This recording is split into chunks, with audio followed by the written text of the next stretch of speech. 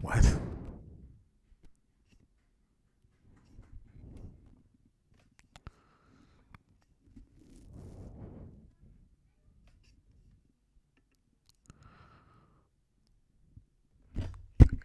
This fucking.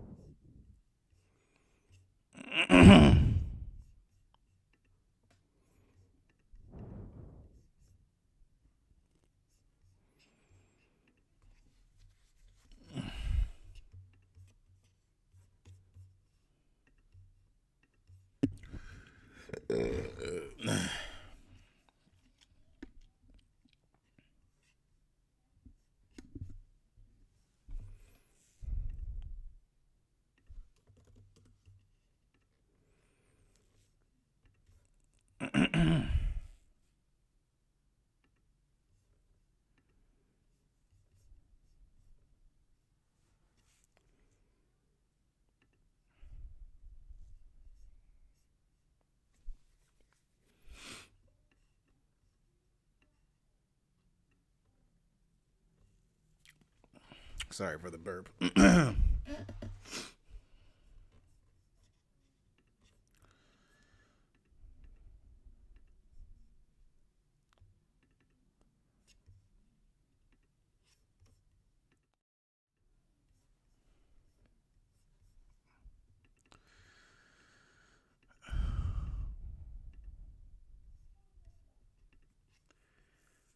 Oh Lord.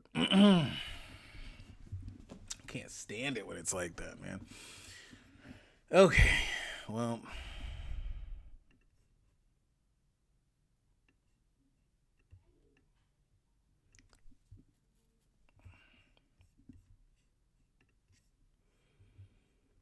all right. Well, here we go.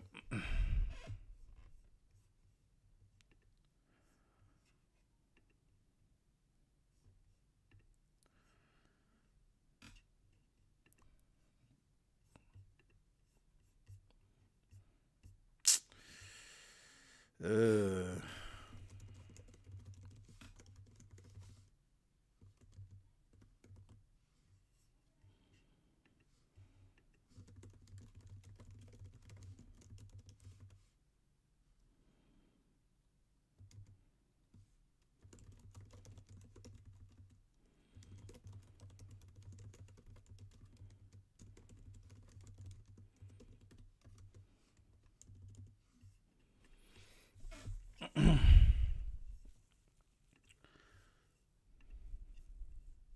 all right. All right. All right. All right. All right.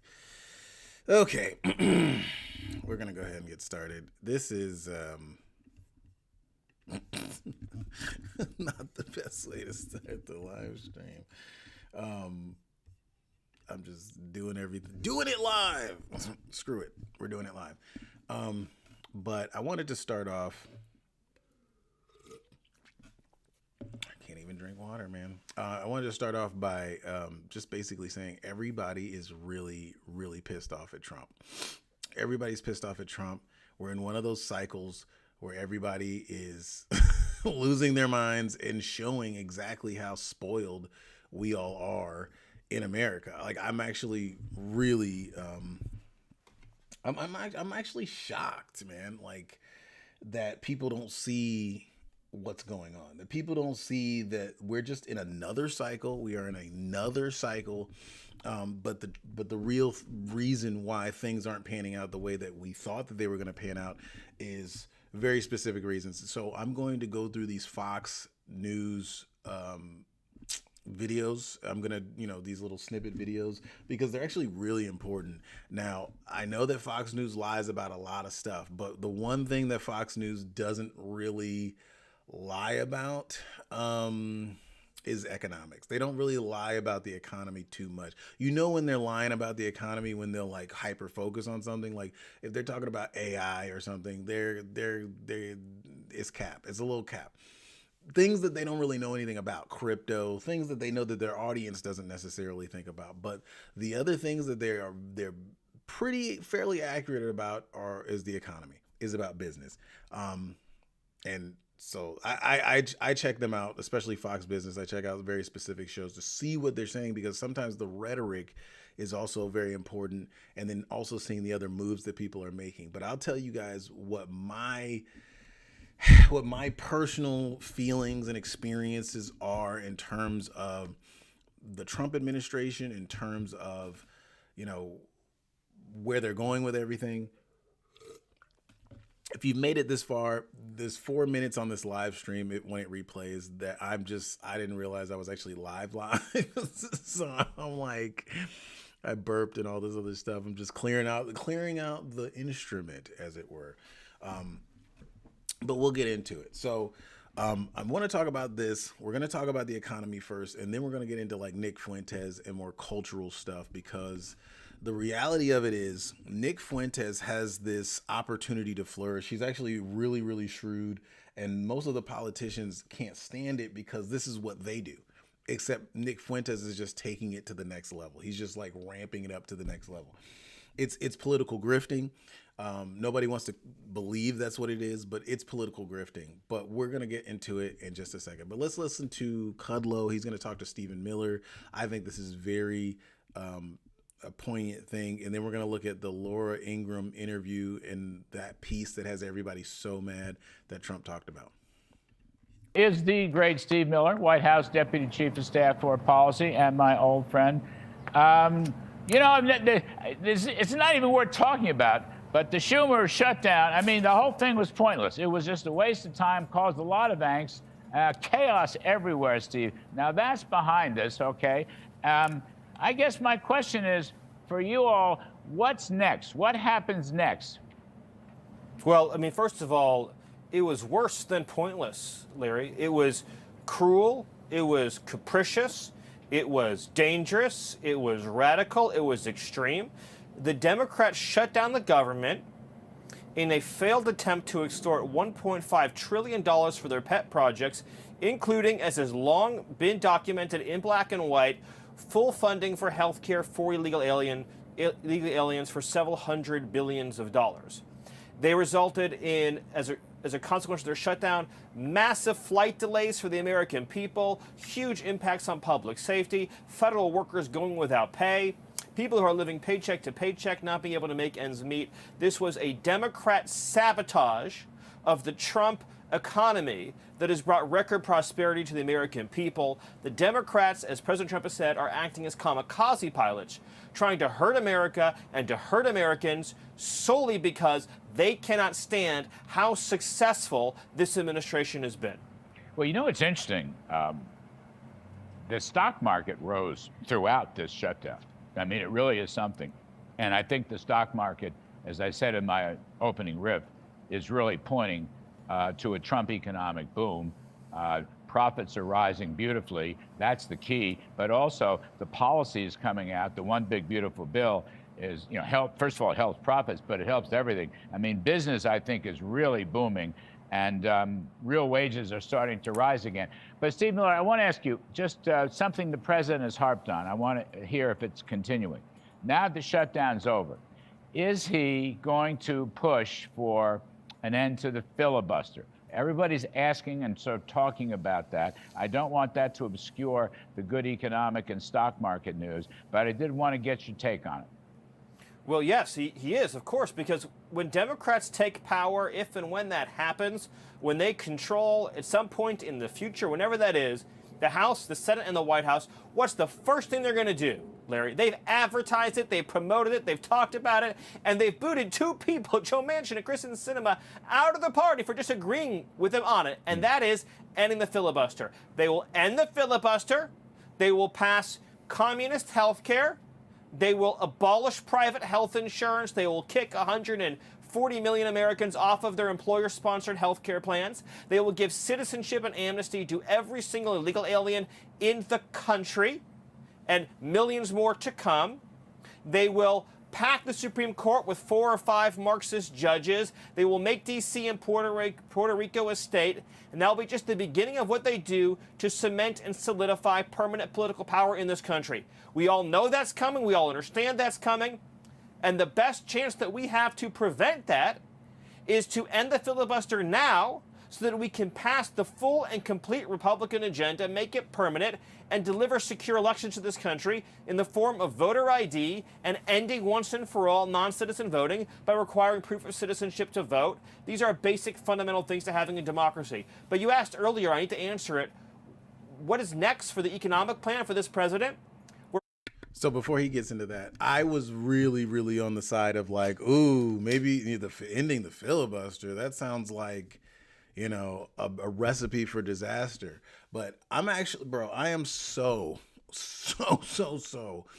understanding what the Trump initiative is, what he wants to do, what he wants to accomplish. I'm so understanding what the economic mission is, and I understand like what we've just seen. The government shutdown from the Democrats is pure obstruction. It was pure obstruction. There was nothing there. They didn't have a real legitimate reason. So for example, they voted in the big beautiful bill to end the subsidies for Obamacare, but then they want to shut down the government for 40 days to get the subsidies of Obamacare put back into the funding of the, like, bro, the big beautiful bill was written into law. Now you want to go back and change it, hold the whole country hostage over it so that you can have some kind of phony narrative that the Republicans are trying to take your health care. They're trying to raise your health care prices. Bull crap. Everybody knows that this is how Obamacare worked. Obamacare is the last people who are going to feel the ramifications of Obamacare are going to be the people who are on the bottom.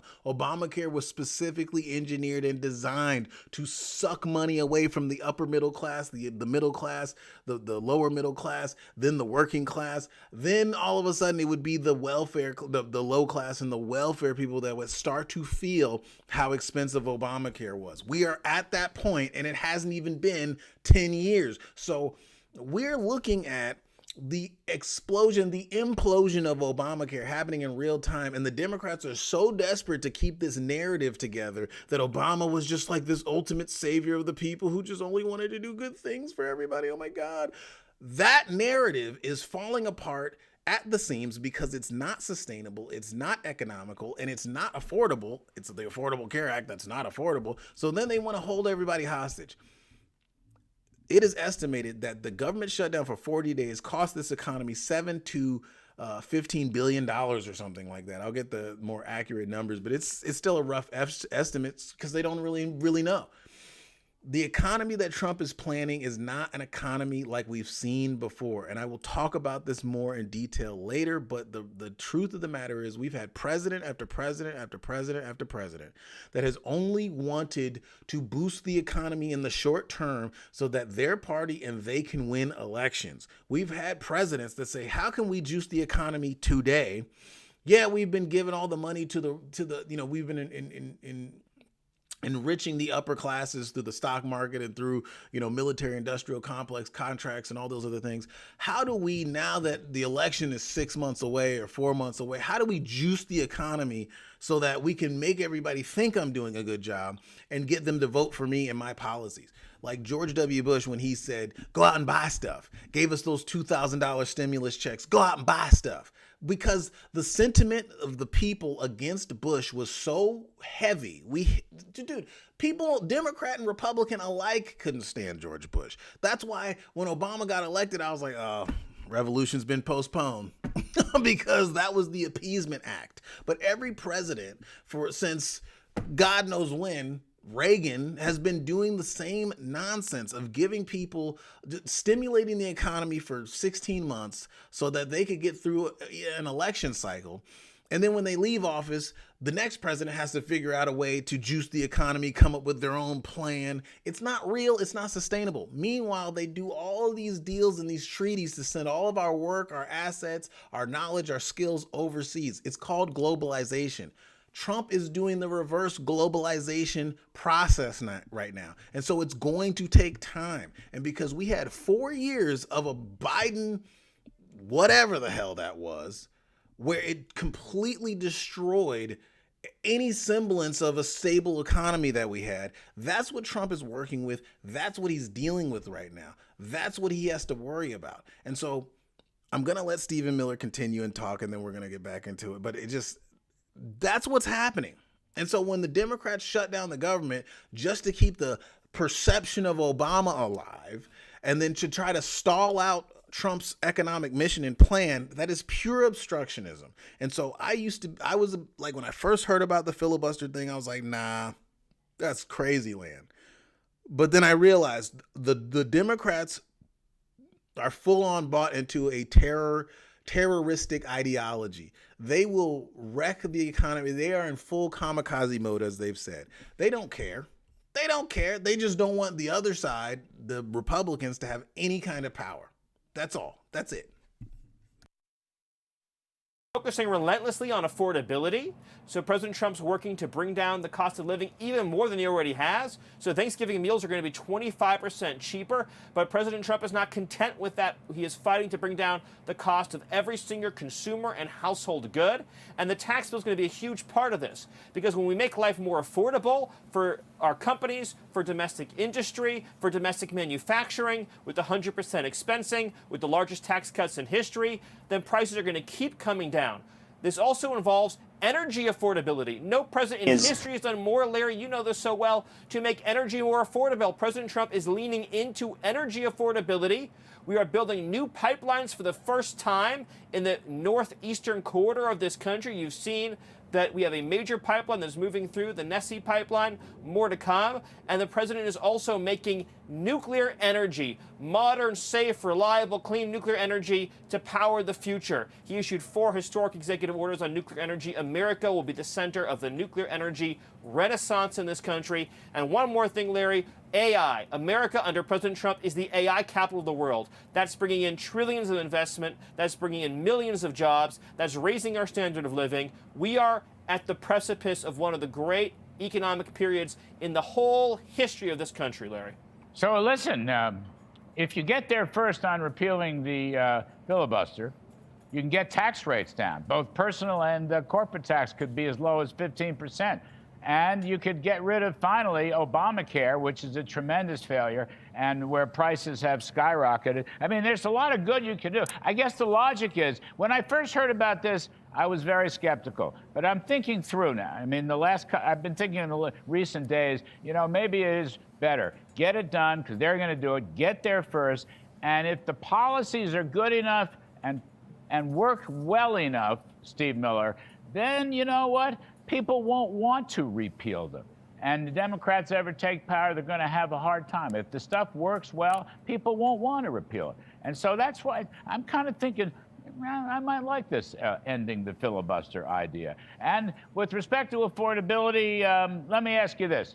Tariffs, $2,000 tariff dividend, is that something the president's going to push hard, or did he say that off the cuff, or what? No, it is something he's going to push hard as part of his economic plan. With the record revenue that's coming in through tariffs, as we lower corporate taxes, as we lower business taxation, as we lower personal income taxation, we're able to now get more and more revenue through foreign imports to power the Treasury and to be able to give rebates to the American people. It's all part of the America First economic plan. Make America the cheapest, easiest, most effective, most efficient place to do business with the least intrusive regulations, the most affordable energy, the most streamlined permitting process, the greatest emphasis on innovation, and collect revenue from foreign countries that are importing their goods into our country, which will secure our supply chains. That's the Trump plan. That is the Trump American industry revolution. Under his tariff and trade strategy, we have a trade deal with the EU. They're going to bring in $1 trillion of investment. We have a trade deal with Japan. They're bringing in $600 billion of investment. We have a trade deal with Korea. They're bringing in $350 billion of investment, including revitalizing the American shipping industry. What President Trump's doing, and you understand this so well, Larry, he's not just fixing the economic problems of today, though he is, but he's building a secure foundation for the future. He's thinking. And see, this is what is so challenging for most people to understand, right? And I understand it. It's like even older people, what we've had for the last 30 years or more is just a bunch of presidents because they didn't want to get tied up in Congress. They didn't want to get tied up in the politics. They didn't want to get hit up by K Street and the publicists and every president has to do this delicate dance of working around so many different obstacles. And this is my thing. MAGA, America First people say that they want the America of the 90s back, say they want the America of the 80s back. But in order to do that, you have to break through this enormous, the swamp is just like clogged, man. It's a bunch of gross crap and feces and swamp creatures and all of that, and it's clogged up, and DC has been deliberately clogged up so that nothing flows through it. So it has to go through these middlemen, through these gatekeepers, through these people that claim to be elected officials. Most of them will do whatever it takes if they're told to, if they're paid to, if some lobbying organization comes to them and gives them $20,000 for their next campaign. They want to stay in that position of power. They want the authority. They want to, when they walk into a restaurant in their local community, for everybody to get up and clap and, oh, what a great man you are, and try to shake their hands. These people have the most fragile egos and the most destructive lifestyles. In order to get what we want for America, to get it back to where it was, because you can't do it trying to negotiate with these people. They don't want to negotiate. They don't want to. And so Stephen Miller hit it right on the head. The filibuster, they're going to do it when they get power again. But if we don't do it now, if we don't end the filibuster now, guess what they're going to do? They're going to obstruct all next year. They're going to diminish the strength of Trump's economic policies so that they're not felt all across the board, so that everybody, black, white, pink, brown, blue, doesn't feel them. They're going to try to segment sections of society off so that they can say, look at you, you're getting left behind by Trump and the billionaire class, when that is not what's going on at all. You have to enrich the billionaires, the job creators, the corporations and the industries in order for them to build and create the infrastructure and the jobs that will be fulfilled by people coming through later on down the line. I think that the thing that is happening is that there's so much fear and anxiety over AI. The economy has been such crap for the last 4 years with Biden. They instantly tanked the economy, and then propped it up with artificial fake borrowed money. So corporations have this fear and hesitancy to hire, to promote, to train. And so they're like, well, we have this new thing. It's AI. Maybe we can get AI to do all the things that people were doing. But that's not where AI is at yet. It's not at a level, and people aren't all, you have to have people who are not technical, trained in AI to implement and disseminate AI through a large corporation to really truly replace all the jobs that they don't want to hire people for. The $70,000, $80,000, $100,000 jobs that they're like, well, maybe we can get AI to do this. AI will automate a lot of those processes in the next few years, but they're not quite there yet. And so people are feeling this stagnation in the economy because corporations are scared, companies are scared, they're tight, because Trump's not doing what, most presidents typically do: juice the markets, juice the economy, and inject it with a whole bunch of borrowed debt. We're not trying to inject it with borrowed debt. Notice how Trump did not. Now, let's just put it like this. we're always borrowing money from the Fed. That's just a continuous cycle that's always going on.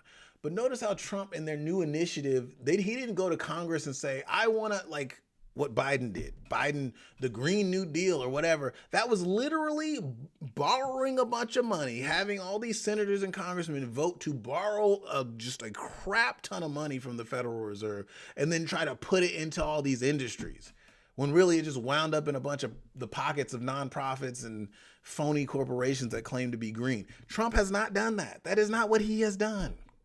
That is not what he has done. He's gone out into the world, gotten foreign investment, and said, let's take this foreign investment and move it through this way. So Trump has tried to do as much as possible to put other people on the hook for the scheme, the proposal, the plan that he wants to implement. So that's number one. Number two is we are at a crossroads where there's going to be a little bit of lag time in trying to create an actual economy, like Stephen Miller said, for the next 20 years versus one for the next 20 months. And so I'm with him because the filibuster, if you get rid of it, you don't need 60 votes. You just can do it with the votes that you have with a majority in the Republicans and the Senate and the Congress. You can just get this stuff through and just hammer it through. And then that way the policies are going. They're there. They're moving. The big, beautiful bill. I mean, God, the amount of time it took for them to push that through just because they had Republicans who were against it, not let alone Democrats. The amount of time it took to get that bill through. We didn't even know if that was going to go through. I mean, geez. So it's important. We don't have a lot of time. If you don't want Trump to have a third term, then we got to get stuff done today. We can't sit here and be concerned about posterity and how things have been done for the last 200 years or something like that. This is unprecedented times. We are infiltrated to such an extent by so many foreign agents, so many foreign, people who don't have America's best interest at heart. And so we have got to move. And so I agree with Stephen Miller on this. So we're going to move on from this. This is the end of the interview here. So we're going to move on to bigger and better things, shall we? We're going to move on to our next interview here. Ooh, that's not the one I want. Okay, I'm going to have to go back. Oh, my goodness.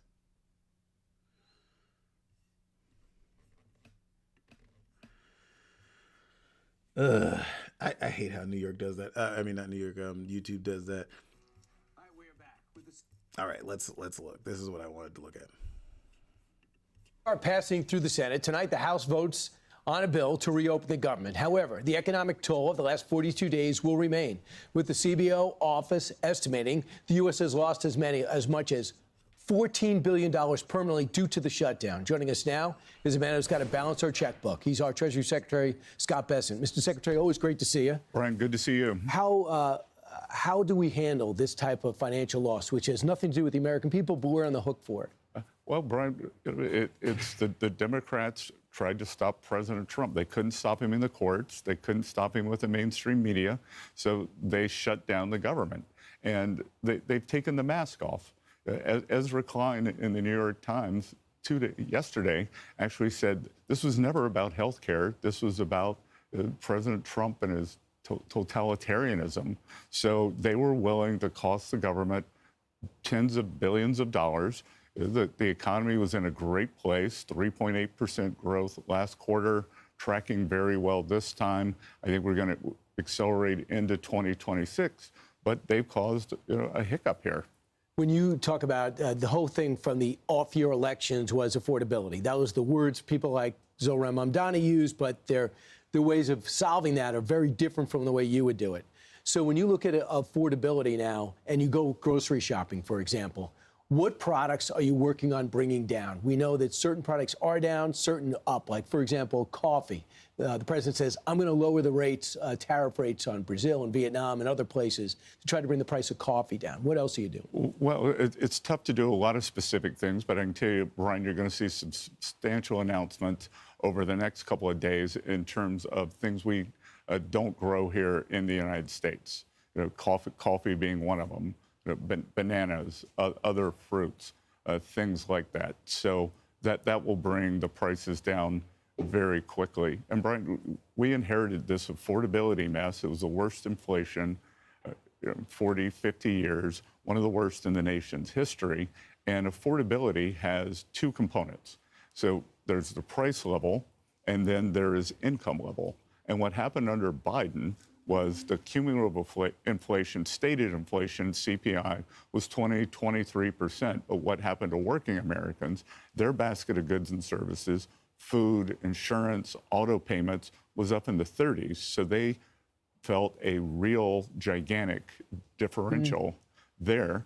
And what we are going to do is, by bringing back high-paying manufacturing jobs, President Trump is going to do what he did in the first term, and that is for hourly workers and working Americans to have real wage increases. So, Brian, imagine two lines. There is the inflation line. We've got that under control. It's leveled out. That is going to start turning down. Then there's the income line, which under Biden, because... Well, and see, what he's talking about is super true, right? Just lowering energy costs strengthens the value of the dollar, because more oil, more stuff can be purchased with the dollar. So that already is signaling us for a stronger dollar. Now, there's other elements involved that create a weaker dollar and all those things, but what he is talking about is just so key, bro. So let's just let him continue. The jobs were government jobs. You can't get real wage growth from a government job. Real wages are going to increase, right. And I would expect in the first quarter, second quarter of next year, those two lines are going to cross, and the American people are going to start feeling better. But look, this has been a tough period. Which you feel like only 9 months in you inherited, but there are people that say the numbers are good on some areas, but I don't feel it. What do you say to those people who say I don't feel it? Be patient? I say that you are going to feel it, that I was just down in my hometown of Charleston, South Carolina on Friday, and this new Boeing plant is opening up. That's 1,000 new jobs that the president has brought back. I went to a rare earths plant up in Sumter, South Carolina, 800 construction jobs, 300 permanent jobs that they think could become 3,000 permanent jobs. And the great part of the story there is those were Caterpillar workers who had been laid off. Thanks to President Trump, a new factory has moved in. So as we bring these trillions of dollars of investment into the U.S., they're all starting to break ground now. And look, I would have loved to be able to snap my fingers, have these facilities going. It takes time. We got the tax bill passed on July 4th, which gives huge incentives to come to the U.S., build your factory, expense it immediately, and create American jobs. And I think 2026 is going to be a blockbuster year. All right. So for now, be patient. The president yesterday... Brian, if I make one more point, I'm also the IRS commissioner. So what I can see is that with the president's signature campaign promises, no tax on tips, no tax on overtime, no tax on Social Security, auto deductibility of loans if you buy an American car, Americans didn't change their withholding for 2025. Right. So we're going to see substantial refunds for working families at the beginning, in the first quarter of 25. They'll change their withholding at the beginning of the year, and that will be a natural, real wage growth. So two things the president has thrown out, and I'll just tell you what he said to make it shorter. He said, hey, I'm thinking about $2,000 stimulus checks coming from the tariffs to everybody, and 50-year mortgages. First off, on the $2,000 stimulus checks, isn't that like using your overdraft to pay off your credit cards? Or isn't it like, taking money from a credit card and paying off your bills? Do you think that that's the most financially responsible thing to do? Well, there are a lot of options here. The president's talking about a $2,000 rebate, and that would be for families making less than, say, $100,000. Have you decided on that yet? We haven't. We haven't. It's in discussion. But the other thing to think about, Brian, is that what we did with the tax bill is actually financing the president's no tax on tips, overtime, Social Security, and the big refunds you're going to see are a result of that. So that's another payment to the American people. And then the other thing you're going to see in the middle of the year are these Trump accounts.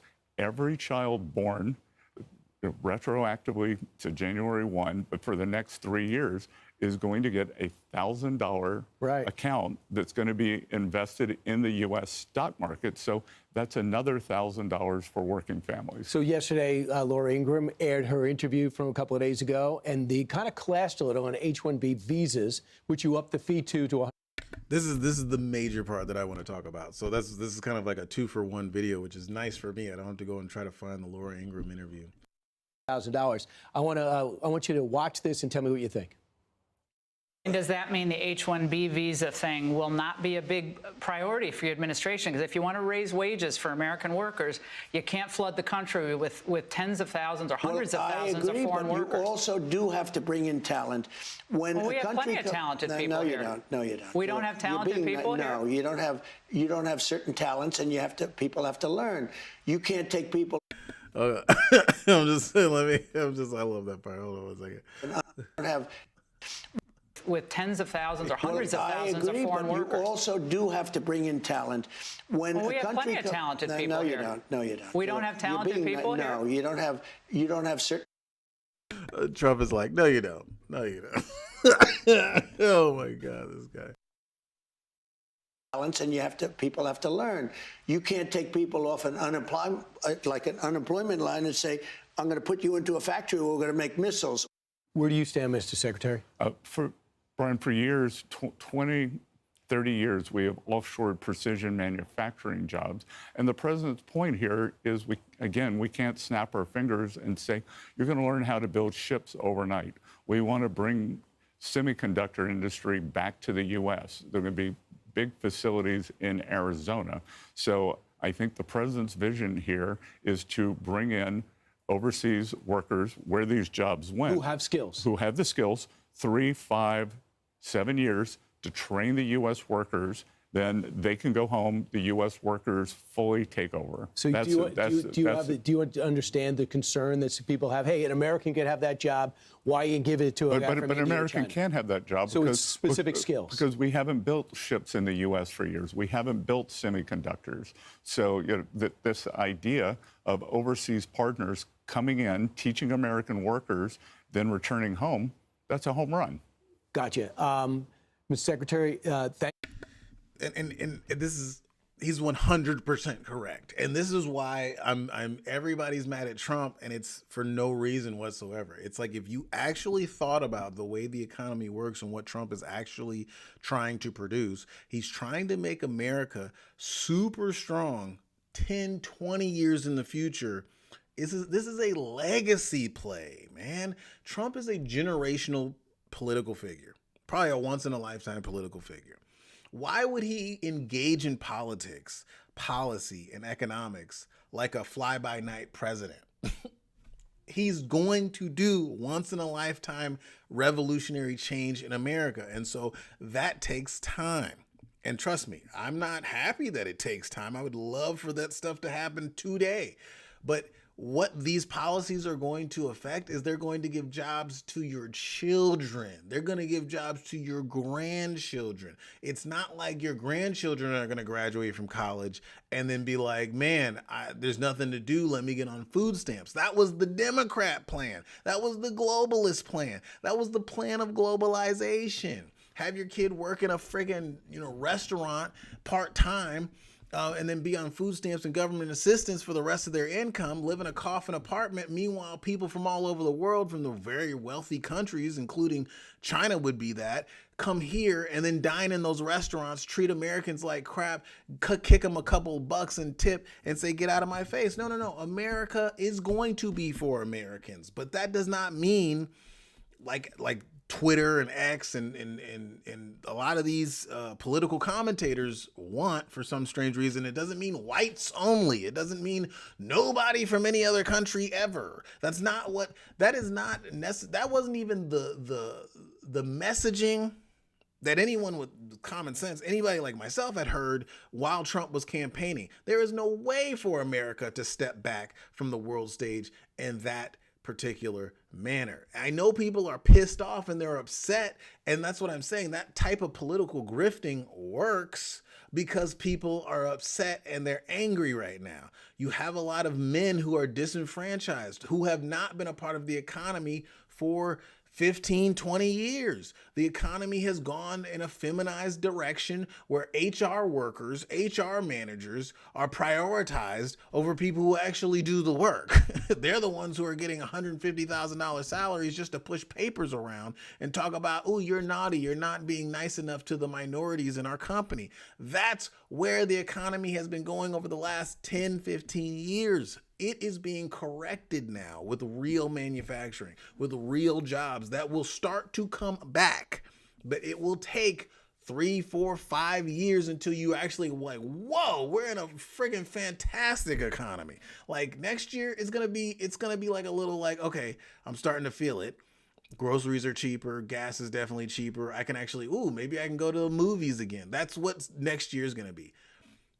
2027, as long as we don't have like some super crazy, military conflict, war, virus, any one of these kinds of catastrophic events, then 2027 is going to be even better than that, times probably 5. And then people are going to start having kids again. People are going to start getting settled down and having families. The plan is to build America to be what it once was, in the sense that you could come here and make a life. The American dream was available to you.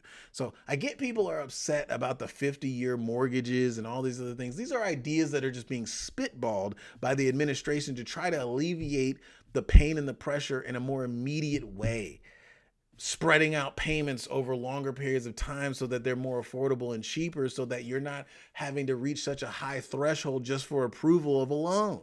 I get that it could become predatory. That's what Wall Street does. That's what these investment bankers do. They're always going to be predators. They're sharks. They're always going to try to take advantage of and screw over the average everyday person. But the idea itself is not meant to just screw you over. I don't believe so. I don't sense any malice. I don't see any malice in the way that they're trying to implement these policies.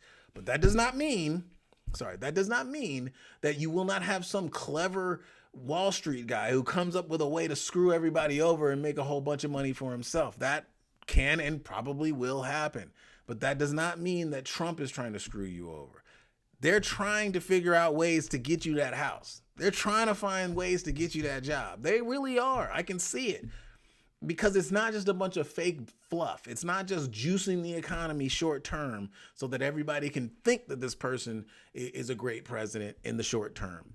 Trump wants to be known as a great president for the next 50 to 100 years. He wants to be George Washington-esque. So, there we go. So please don't engage in that kind of nonsense. So now we're going to watch this thing that I wanted to watch this live stream from a couple of days ago. This creator is Talk to Me Taylor. She's actually like, I've been enjoying her stuff. I ran across her where she did a interview, sit down with Hotep Jesus, and so I love Hotep Jesus. I love that whole thing. So I was like, oh, who's this person? So I decided to watch her. I'm going to watch the live stream because she talks about, I was communicating with her and we share a similar opinion on the whole Nick Fuentes thing. And not Tucker Carlson, but Nick Fuentes more specifically. And I know Ben Shapiro's freaking out about Nick Fuentes. I'm like, well, he's acting 100% like one of those model UN kids from high school. And Nick Fuentes is acting like one of those kids who wanted to be in model UN so bad, but he's just such a bad boy. They didn't want him in the model UN. It's just like the battle of the nerds. And somehow Nick Fuentes has tapped into the zeitgeist of most white males in a way that, like, I think I'm not nervous about it. I'm not scared about it. Most black people would be like, oh my God. And the Democrats would be like, oh my God, racism. Racism is a natural part of life. I'm not concerned about racism. What I think is so destructive about it is that it's like akin to what happened on January 6th. It's akin to the QAnon movement. It's like, let's go in this direction full force with emotion because we feel a certain way. And then, oops, we're in this situation. And then lo and behold, all you guys go to jail, but I don't. If you don't know, Nick Fuentes was there on January 6th inciting people to go inside of the Capitol. He never got arrested. He never got interviewed. He never got targeted by the FBI. Why? I don't understand that. And he wasn't a nobody at that time either. So I knew about Nick Fuentes back then. Why didn't Nick Fuentes go to jail? Owen Schroyer never told anybody to go inside the Capitol. He went to jail. They tried to throw Alex Jones in jail, and he was like, don't go in the Capitol. Nick Fuentes told people to go in the Capitol, but he's didn't spend a day in jail. So that's interesting. And then people think that he's some kind of, hero because some crazy nut showed up at his doorstep who had just killed a couple people previously and was possibly trying to kill him, but didn't actually even get inside the door. So yeah, I'm not really sold on it. I think there's something shady. There's something weird going on with the whole Fuentes thing. So we'll talk about it, but talk to me, Taylor. She has this whole thing. So we're just going to go through her live stream and, comment on it as we go. Here we go.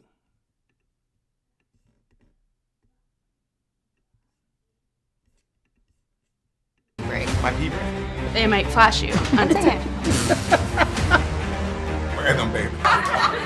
Yeah. Thanks for having me. Quite an intro. Let's address the elephant in the room. That's not the elephant in the room. There's no elephant. Nobody cares. I too am a thought criminal. Good. Well, I like you already. Does this look like a girl who's joking around? No. But how much do you actually understand money? Especially the new wave. Beauty or intelligence? When you unleash both, it is men's kryptonite. Welcome to Talk to Me, Taylor.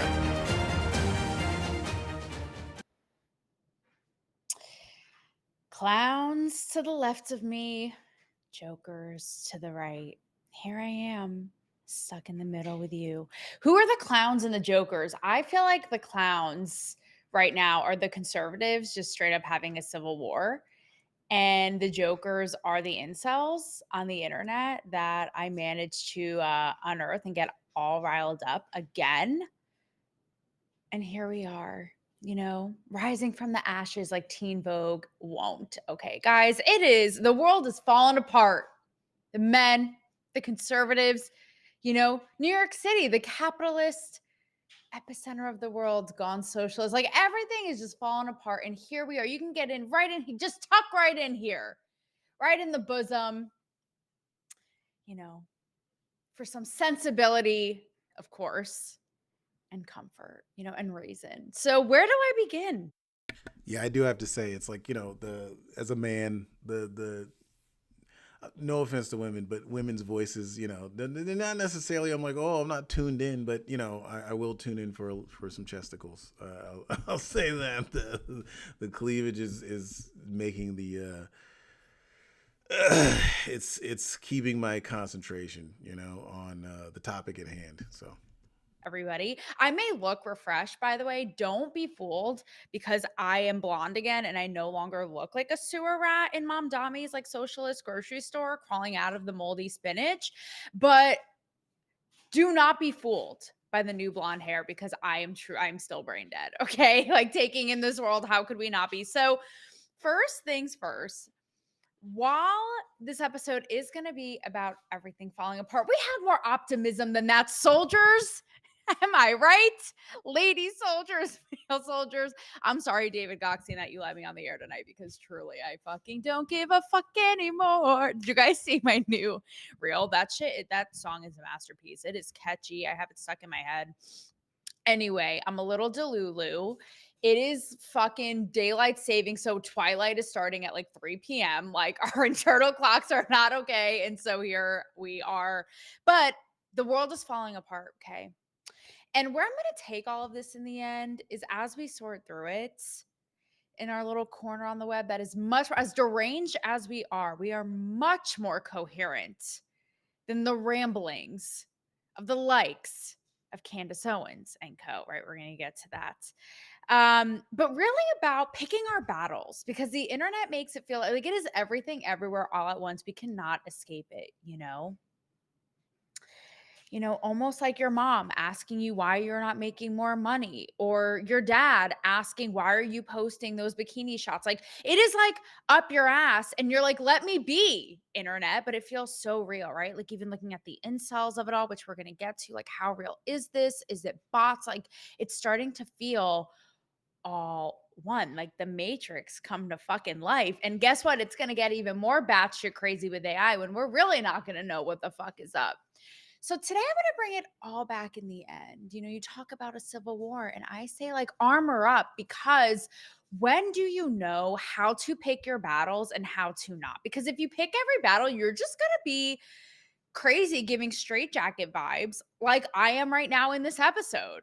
So kind of discerning and knowing when to fight the fight, when to have skin in the game, a dog in the race, and also kind of the swagger of watching everybody, like, almost giving Mean Girls. Like, it's like you're the Regina George watching everybody tear each other's hair out in the chaos, like almost above it all, and just watching all of them like be little peasants and sort it out, like, almost like the Hunger Games. Like, is there something also to just being above it all and not even giving it more life or oxygen? You know what I'm saying?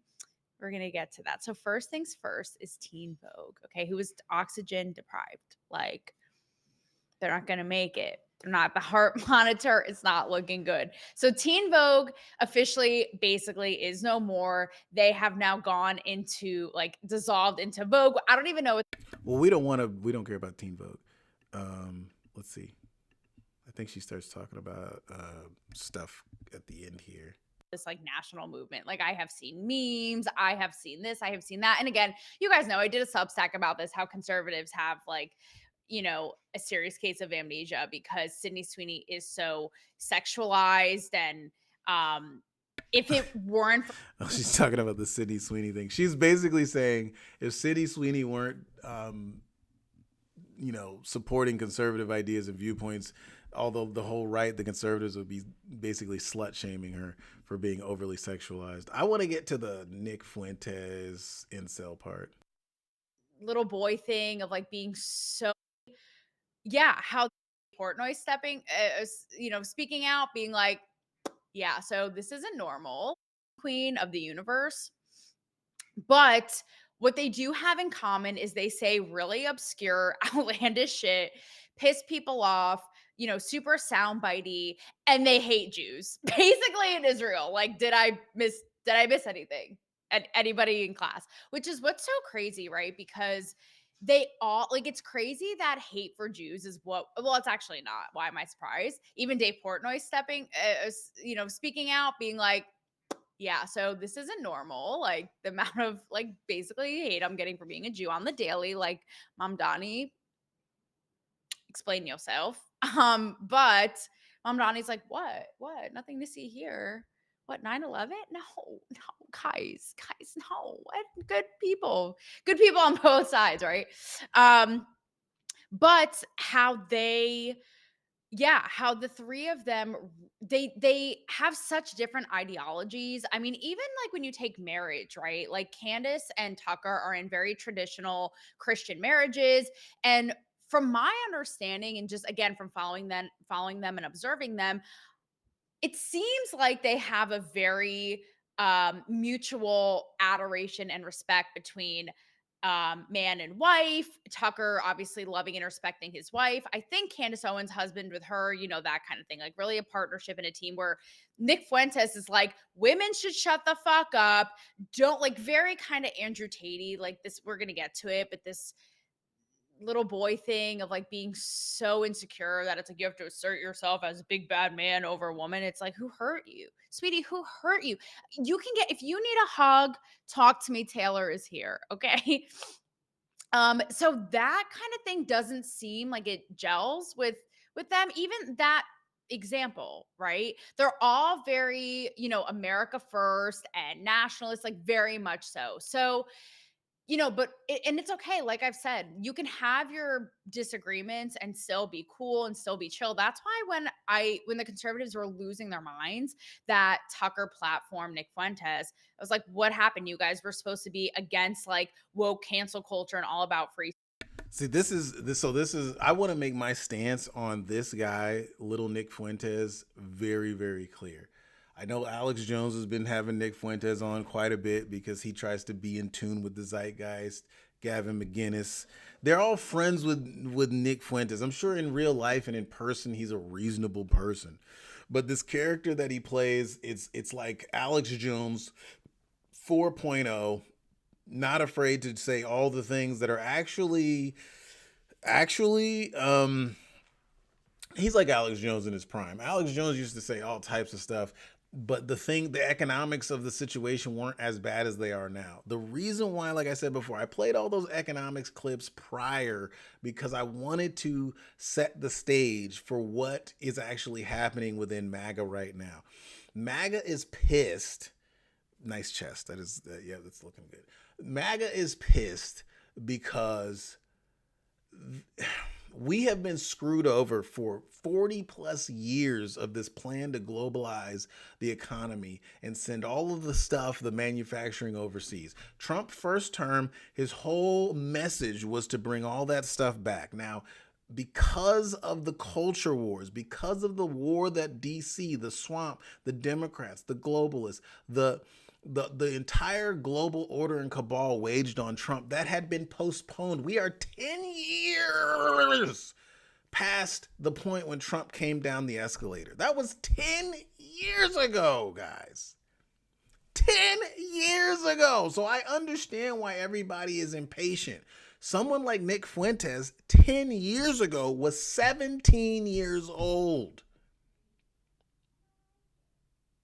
17 years old. So when you have all the people who were 17 years old when Trump first started running and now they're 27, almost 30, and they still don't have an economic solution to their problems. They still don't have a woman in their life that they're planning on getting married to and having children with. They still don't have the pathway to home ownership. They're still living like kids in a dorm room, roommating with multiple other guys because there's nothing else you can do. Everybody's still living like kids in this disrupted environment. So, what's the name of that show? I say this all the time. It's God, now it's slipping my mind, but it's like all the Disney adults. It's like they've been stunted. And so everybody in our economy has also been stunted as well. The promises, the plans, the hopes and dreams and wishes that the boomers were able to have and the silent generation was able to have post World War II, that we have been promised. The American dream has been taken away from us and hasn't even really truly been here in 20 years. And so Gen Z is pissed. Gen Z is mad, and they're looking for somebody to blame. They're looking for something to point to. Nick Fuentes is a smart enough kid where he understands that's why the Jew hatred sentiment happened in Eastern Europe in the late 20s and the 30s. I mean, it's like it's the history repeating itself because it's an easy scapegoat target. Oh, here's a group of successful people. Meanwhile, everybody else is getting screwed. But correlation and things aren't necessarily there that are there. It's a combination of internet culture, internet conspiracy theories, economic hardship, economic, disparity, people not having a vision for the future, people not having these natural progressions in human life. Like you hit stages. There's certain things that you have to go in through life so that you can move to the next level. Men, I say this all the time, men don't have rites of passage that are just naturally ingrained into our biology. Women, however, do. So women become women as soon as they start menstruating, right? When does a man become a man? When does a man become a man? And because this is not outlined by society, and because for some reason I was wise enough at an earlier age to realize that society doesn't outline these things for us, I was like, dude, the only way to become a man for me is to engage in something that makes you taps into your humanity and your manliness. So I did martial arts. I did mixed martial arts. I got in the cage. I had actual fights. Those things so that I realized what I'm afraid of and what I'm not afraid of. Men need rites of passage, and everybody, even when you're beyond the point of reaching adulthood, you also need other rites of passage. Women, you know, traditionally it was having a kid. Men, it was getting married, having a family. These certain rites of passage that move you into a more mature state of mind. That's why you have the left with 40-year-old women voting for abortion when it's like, you don't even need an abortion. Like, why are you in full-throated support of like 10-month late-term abortion? It's like, because they're people who still think that they're in their 20s mentally, because they've rejected all of the rites of passage that move you through this kind of biological transformation, the spiritual and emotional transformation that turn you into a bigger, better, greater person. That's why. And so the powers that be, the malicious powers that be, the people, the controllers of our society, whether it was purposeful or unpurposeful, them destroying the American economy and the American system and the way of life has led to this point where Americans have not gone through these rites of passages, and now they're grown men are turning into these incels in their basement that listen to guys in the manosphere like Myron Gaines. And I don't have anything against Myron Gaines per se. I think he's smarter than he looks, but the same thing, the Jew hatred, the hatred of women, listen, there's plenty of things you can say about women, bro. You can say all types of things about women and not be wrong. There's a lot of things that women can say about men too, but it's like, that is not helping that young man progress in his life. It's just making that man more angsty against women, and so I don't know, man. It's like the pendulum keeps swinging. It's swung this way, now it's swung that way, and we have to find some kind of equilibrium. But in the meantime, we're stuck with these pundits and commentators that, and this is the thing, if Nick Fuentes was only that, he wouldn't have been on Tucker Carlson. The reason why he was on Tucker Carlson is because he's smarter than that. He's actually capable of moving the political discussion in more progressive directions. So haven't seen Tucker Carlson talk to Myron Gaines. What for? Why? Like, I don't think Tucker Carlson even talked to Andrew Tate, because Andrew Tate's not really involved in politics. He's more like a cultural, whatever figure.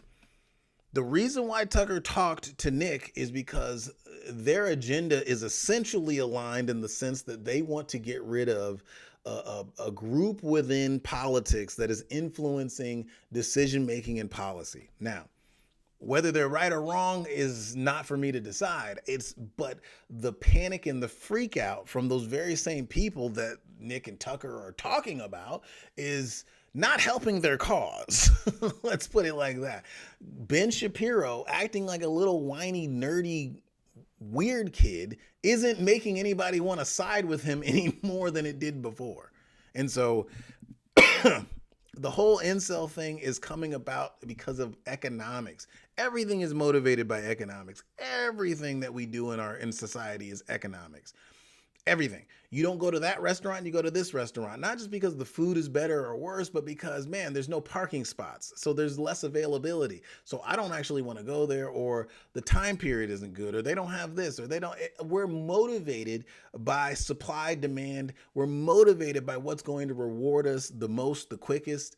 That's how our society moves. And so these young men have not been rewarded.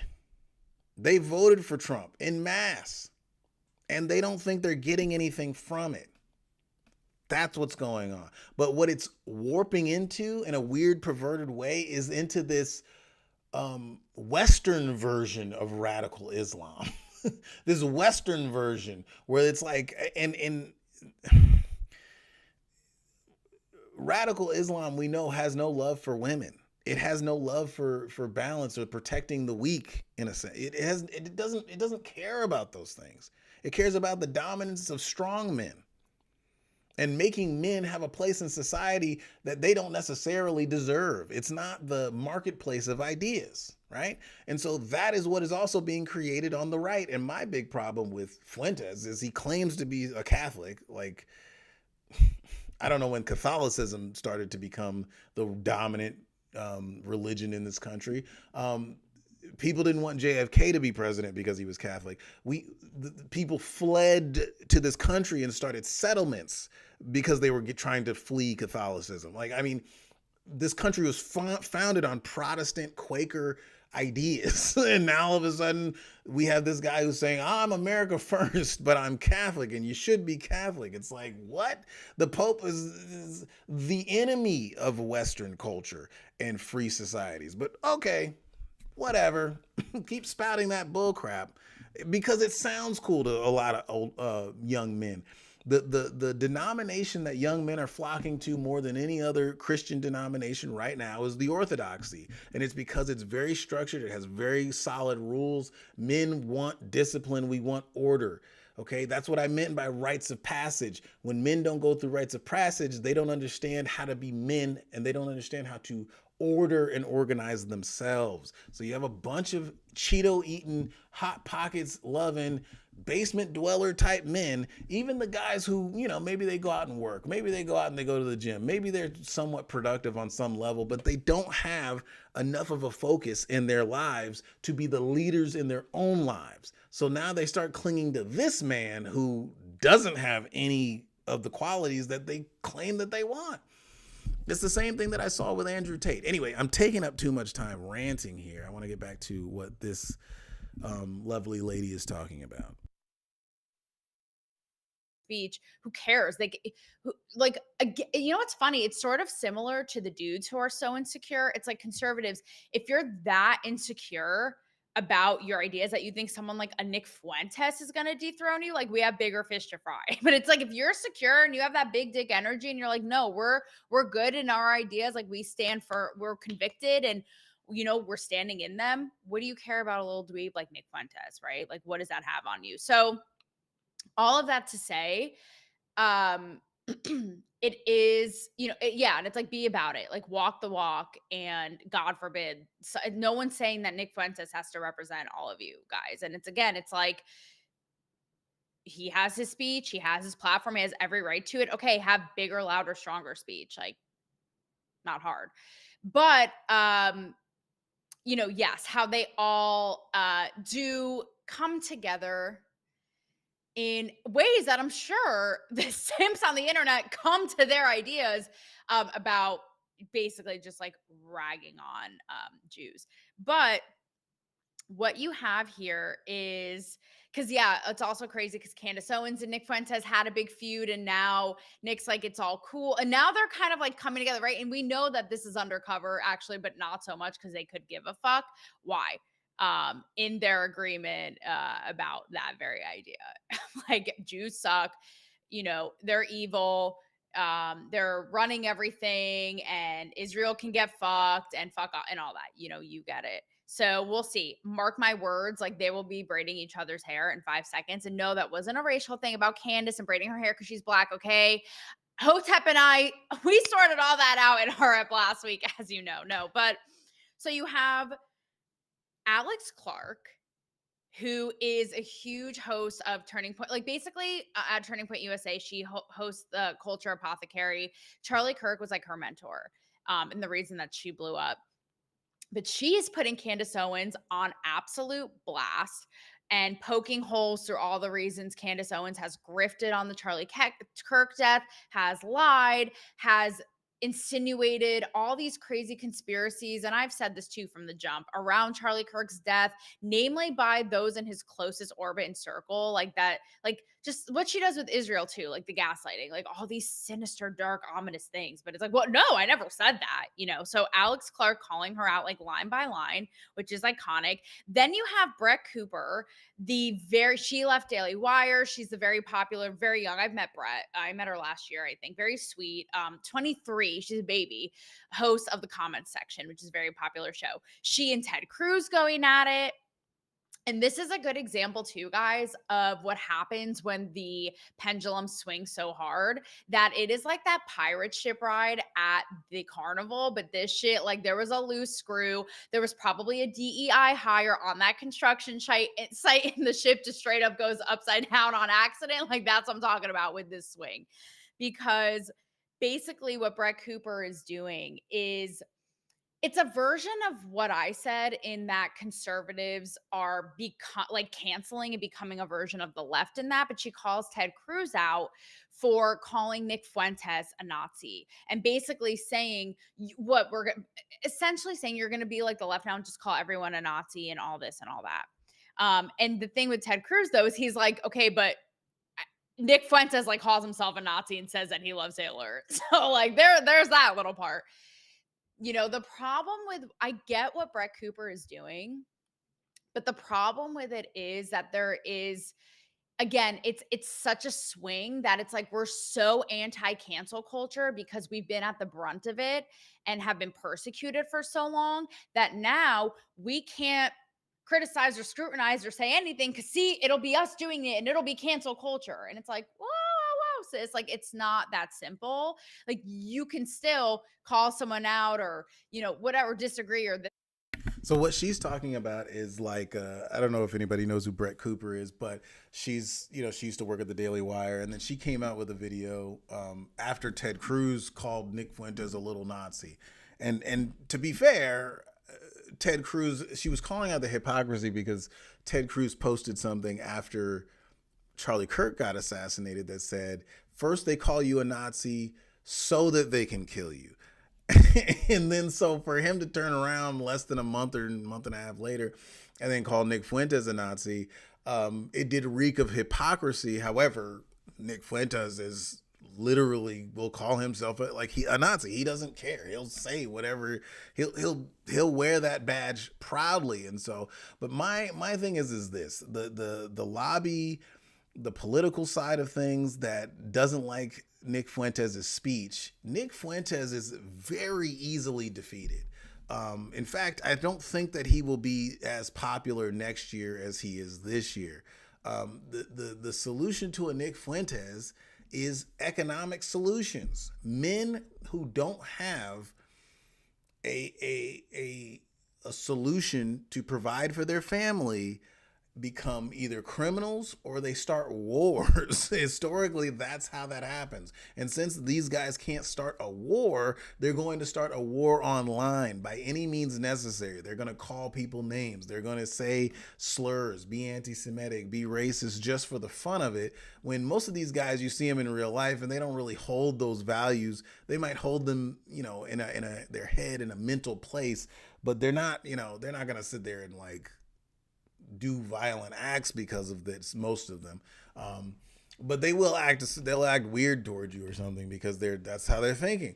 And to me, the reason why Trump won the presidency, despite the media talking about how racist Trump was or how anti-Semitic Trump was, even though his daughter is married to an Orthodox Jewish man and converted and okay, whatever. And Trump's been around New York Jews his whole life.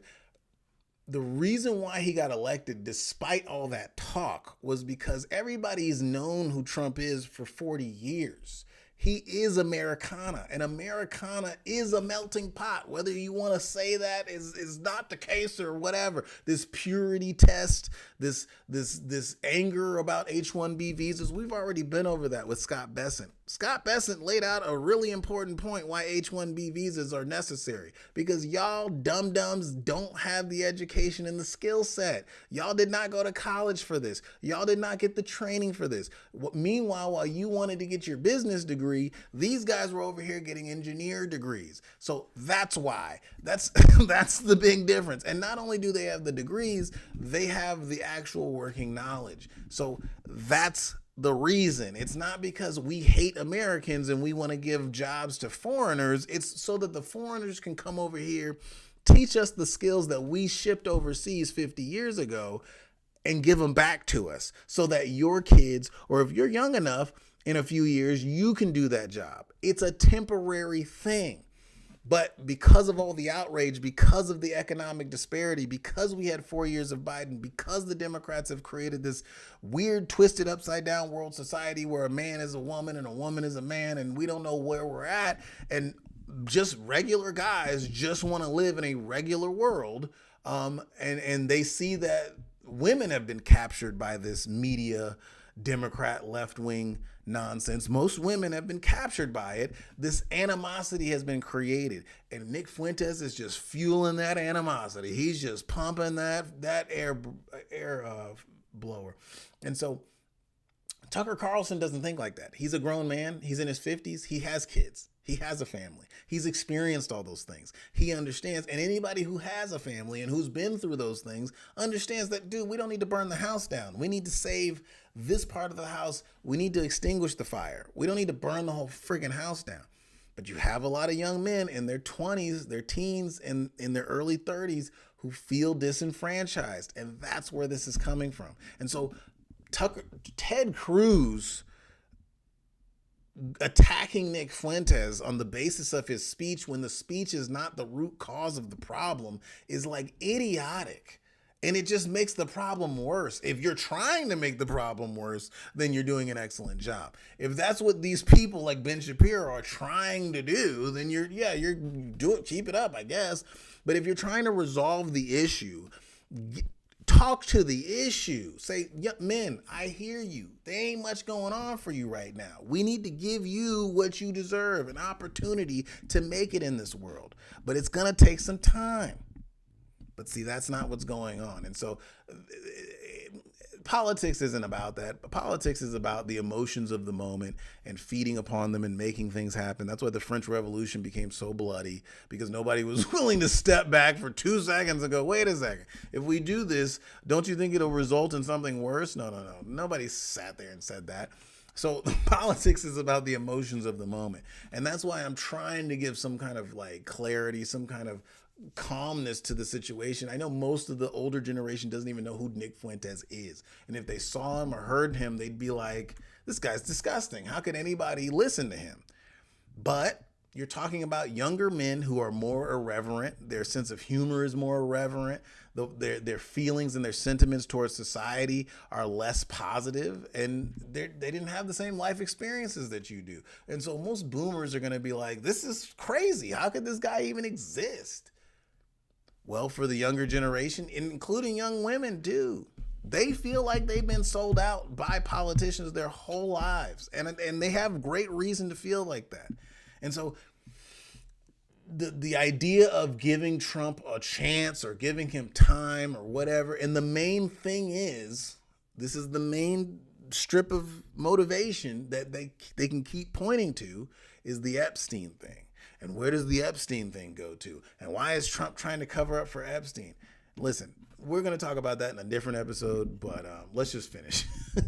Or that. And it's not necessarily the cancel culture like Gina Carano level or somebody like losing their agency or their jobs or their sponsorships or whatever brand deals. You know what I mean? So that's where, again, it's just gone a little hard. And yeah. And like I said, basically the rest of it is the most majority of conservatives or the MAGA folk, if you will, versus this likely but unlikely trifecta of Candace Owens, Tucker Carlson, and Nick Fuentes. And I think too, with Nick and Candace, like I was saying before, I think Tucker really, Tucker has a street cred for decades of questioning, of kind of saying loony stuff or really kind of airing stuff out with leaders around the world, for years. With Candace Owens and Nick Fuentes, I really do wonder, that's why I would love to speak with one of them, like how much of it is just to get a rise out of people for viewerships. I read a really interesting piece too about how the algorithm rewards you for staying on your narrative. But if you say something that maybe that's why I'm just getting lost in the depths of SEO hell, because I won't be confined to a box or pander to a certain thing. I change, I evolve. I can say both things can be true at the same time. but you'll lose viewership if you throw a wrench in of something that's contradictory to your prior narratives, right? So I do think that those two are just like, it's the art of the grift, full stop. And again, even Alex Clark calling out Candace Owens is a perfect example of that. I mean, we all saw it. Like, anyone with a brain is like, this is just marketing 101, grifting on Charlie Kirk's death. And Candace Owens was putting on this whole song and dance about how she was mourning and she was so distraught and she couldn't do any interviews. But how dare the people at Turning Point, they're all like conspiring and covering up and all this, only for us to find out that she did an interview with CNN like 2 days prior, like in that window. And meanwhile, Alex Clark, who she called out for being icky and all this, waited to do a piece that honored Charlie Kirk in the Wall Street Journal like a week later or something. So, and then we also saw the email in which Candace Owens' team approved of CNN asking about Charlie Kirk.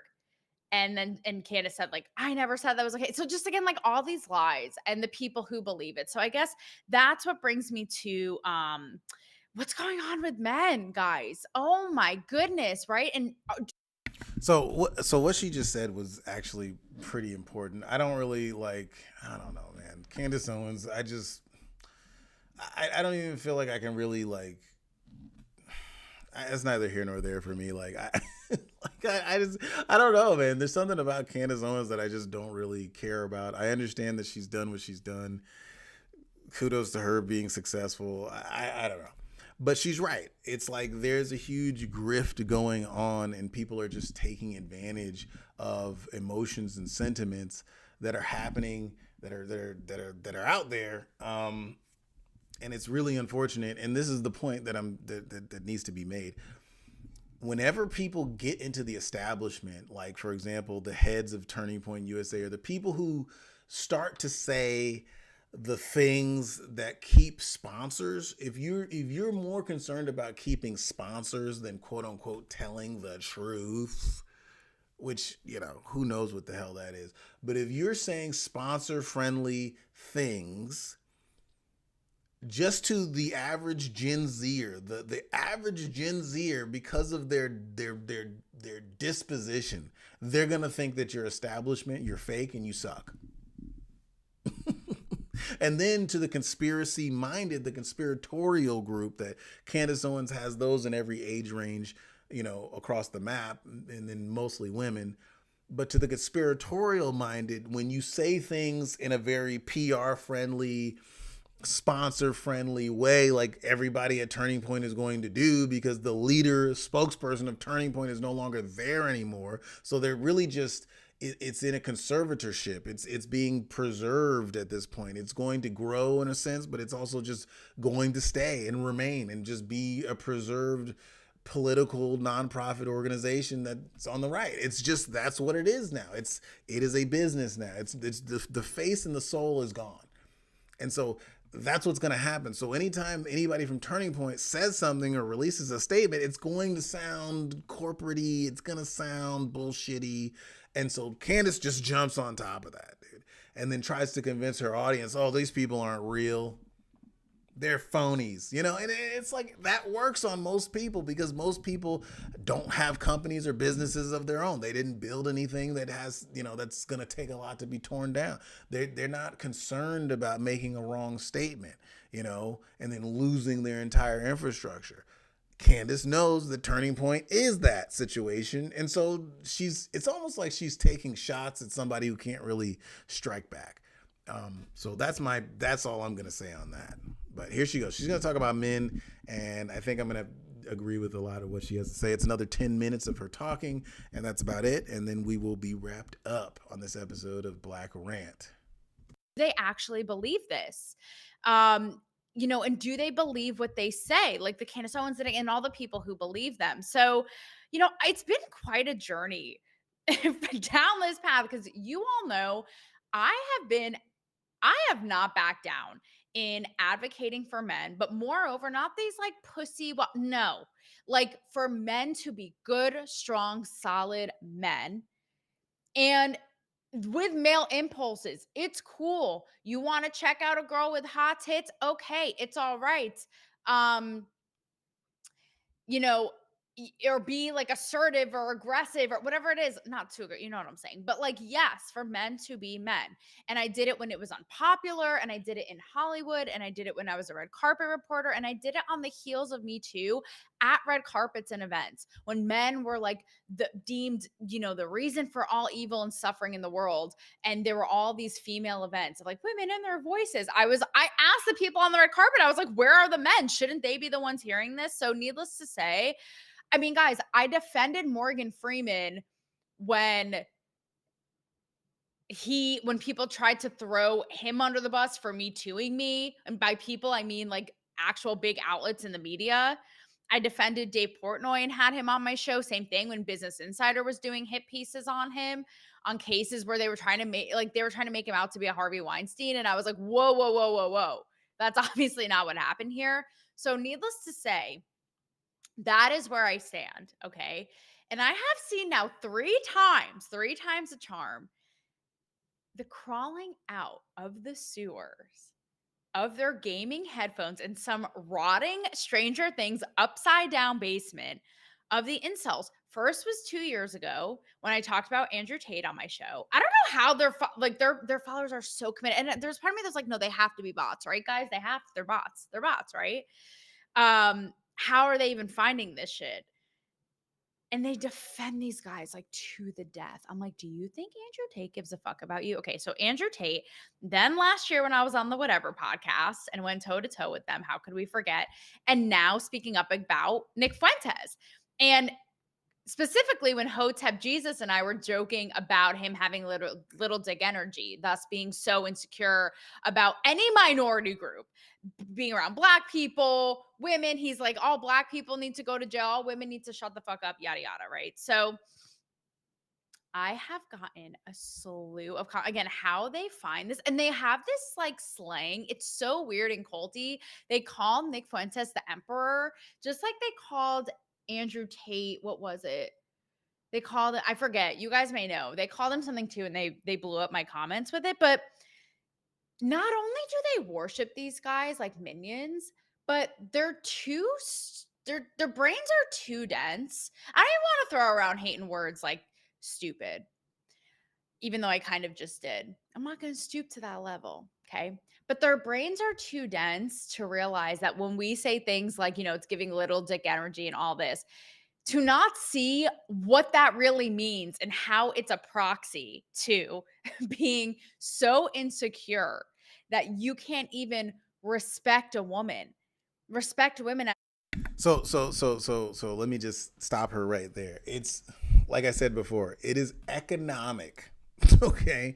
Like Nick Fuentes yearns and talks to his followers about yearning for a time like back when women couldn't get their own credit cards or bank accounts. Like if you yearn for a time, and dude, listen, women have a lot of shortcomings, bro. Men have a lot of shortcomings too, but I do not yearn for a time when the economic playing field is so skewed where a woman has to rely on me or a man in general. I don't want to go back to that place. And so I'm telling you, these solutions that are so backwards are being brought up because of the economic failings of policies that have been put in place for 50 plus years.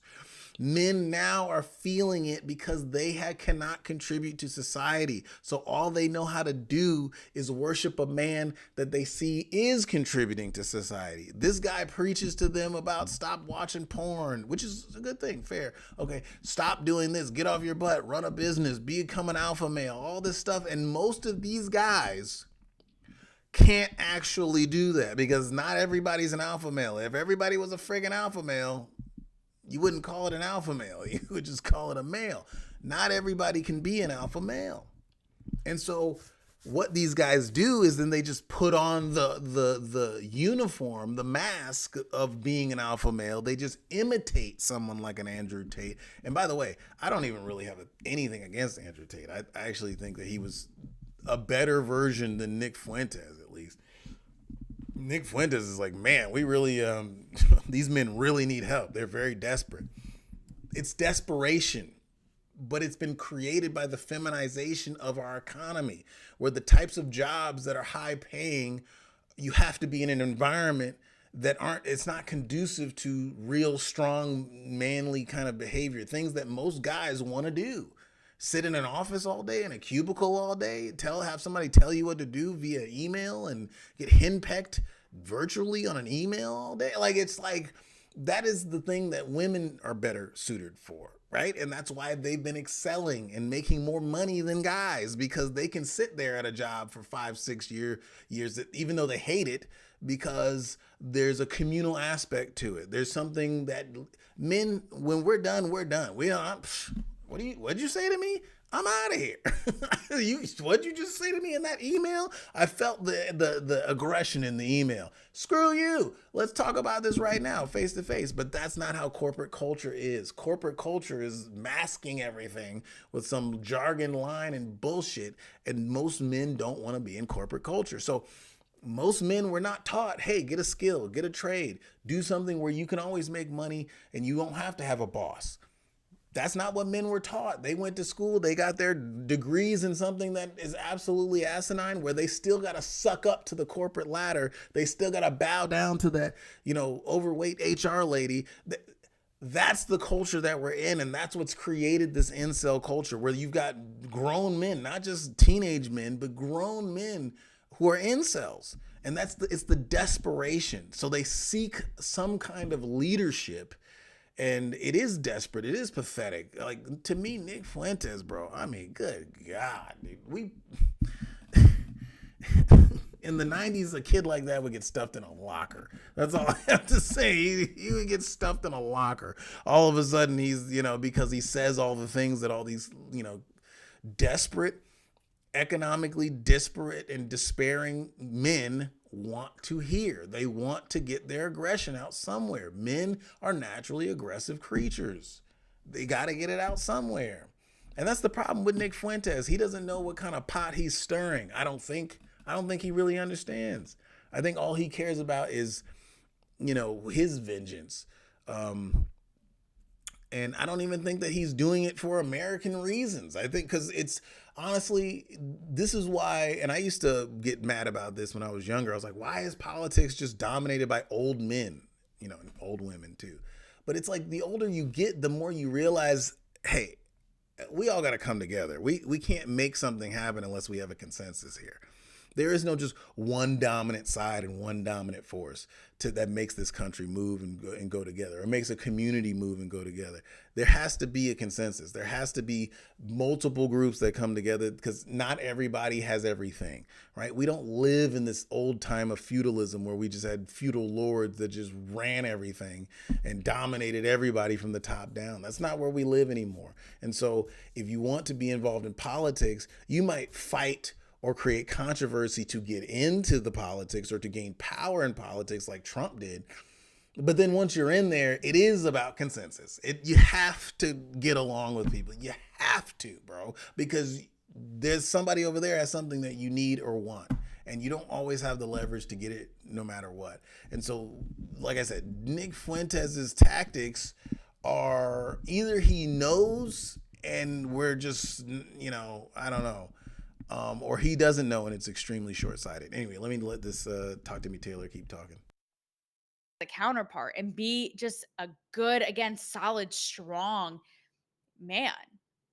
And again, it's like you're so weak and so fragile and again, this is one of those times where it's like they make me sound like a liberal, right?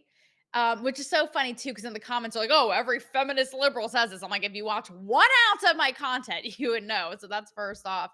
But again, like I said earlier, this sort of thing of like, if you respect a woman as your equal, like you're lesser than. It's like, it's so backwards, but they really believe this. It's like, you're weak. You're weak if you are equal to them.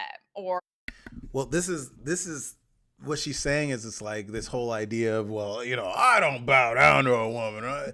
That's a man who's never been in a positive relationship with a woman. That's the only way you could believe that, is if you've never had a positive relationship with a woman. So take Andrew Tate, for example. The only reason why I give Andrew Tate way more credit than Nick Fuentes is because Andrew Tate has actually had multitudes of gorgeous women around him, and he did not look extremely uncomfortable.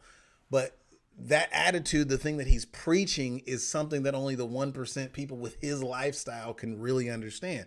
You have a lot of women around you that aren't really there because they love you and they want to support you. They're there because you got a lot of money. And so he's preaching a doctrine to kids who don't have a lot of money, that you treat women, the ones who come around, the gold diggers, you treat them like this. But it's like most guys that watched Andrew Tate weren't going to be hounded by women like that because they don't have no money. So it's like the reason why a woman is talking to you and trying to connect with you is not the same reason that a woman is trying to connect with Andrew Tate. So you like, but these are young guys who can't, they just hear something. Oh, that's totally true. Because I remember what it was like when I was a young man. I was a teenager in my 20s. Women, it's the game of being, of matching up is about who is the top. When in reality, anybody who's been married and knows and sees people go through life, and you see people you went to high school with and who they actually got with, it's not about who's the top.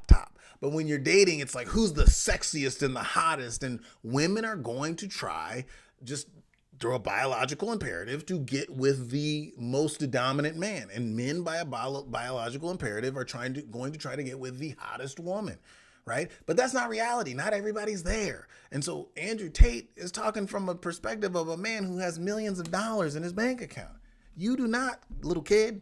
You don't. So that rhetoric doesn't make sense. It's like, and so when she's saying they sound stupid, they sound like idiots, it's like, well, they kind of are. It's like if I listened to somebody all day long who was a billionaire and was like, well, if all you got to do is just rent out 5 mansions and then make sure, buy 5 mansions and then just rent them out and then, transform your bank accounts and put them in Switzerland. If I listened to somebody like that all the time, and then when somebody asked me, hey, do you have a couple $100? I'd be like, no, I put it in a Swiss bank account. I'm going to buy a mansion. It's like that would be delusional behavior. It's the same thing with the manosphere, dude. You have a couple of guys who are making a lot of money. They have experiences with women. And then those experiences are then like projected out there, and young men have similar experiences where they don't have a lot of luck or success with women, because that's how it is. When you're a man, it's like 1 out of 10, unless you're a 6 foot, you're a football player, you're a very successful young man. Most of the time you're going to strike out 9 times out of 10. Okay, with women. That's just like, it's a numbers game for most men. But because that's how it is, and younger men who are raised in this new digital, society, they get rejected a couple times and they're like, oh, well, women suck. And then they hear, Andrew Tate and Myron Gaines and the Fresh and Fit podcast and the whatever podcast. And they're like, yeah, women are stupid, idiot. They suck. They don't even hold a candle to men. It's like, dude, you're talking about the top 1% of men versus your average chick. Like the whatever podcast. It's like, I laugh at that all the time. It's like, you got guys who study history and philosophy and debating, and they're debating a panel full of OnlyFans girls. I'm like, huh? Like, it's like beating up a bunch of 5-year-olds, dude. It's like a grown man beating up a bunch of 5-year-olds. It's not the same thing, bro. But that's done for entertainment purposes. Why? Because those podcasts can pay those girls $5,000 to sit on a panel a piece and get berated by some guy. Like, it is not reality. Okay? It's not reality, but the thing that's fueling the anger amongst these young men is their reality, which is economic disparity, which is, I can't afford a Lamborghini. Oh, so girls aren't going to like me. Andrew Tate's like, you want girls to like you, get a Lamborghini. It's like, I'm just so glad I was like fully an adult and had like my own stuff going on by the time this started happening. Otherwise, I'd be screwed up too. It's sad. Acknowledge or respect them. And it's like, yeah, it's this thing of just like that insecurity. It's like a bully, right? It's like a bully who's so hurt people. And that idea of just why? Like, and that's the whole thing of like when I joke, like he's never gotten laid or the baby dick. It's not really about that. It's like being so rejected or scared or threatened on some level that you have to act like that. And that's what's baby dick. But they don't get that. And they see it so literally that they will literally psychobabble into oblivion and gaslight, okay, until the cows come home, right? You wouldn't even believe. One of them was like, well, Isaac Newton died a virgin and he was a genius, okay? Or like there was one that said, at least he's not Nick Fuentes. He just speaks the truth. And at least he's not talking shit on you people being blacks and women. At least he's not talking shit about you, like, or at least he is like openly like that actually has balls. Like a loser would just like say it behind your back or not at all. And I'm like, that's balls would be not even doing it or thinking it because you have balls and you're not threatened by other people. Like the fuck, just like conservatives shouldn't be threatened by Nick Fuentes because who like what? Like honestly, guys, be real. So that's what is so crazy. Is like they've contorted their brains and have done this like mental jujitsu to not just be like women are stupid and shut up, but to talk themselves into it with these like random, obscure ass backwards examples. And listen, if you're making fun of my background, this background sucks ass, okay? Hey guys, I see you in the comments. It looks like insane asylum, which is where we all need to be right now. So what she's saying is very true. I would liken it to all the black women who, when Kamala Harris was running for office, it was pure projection. Pure projection.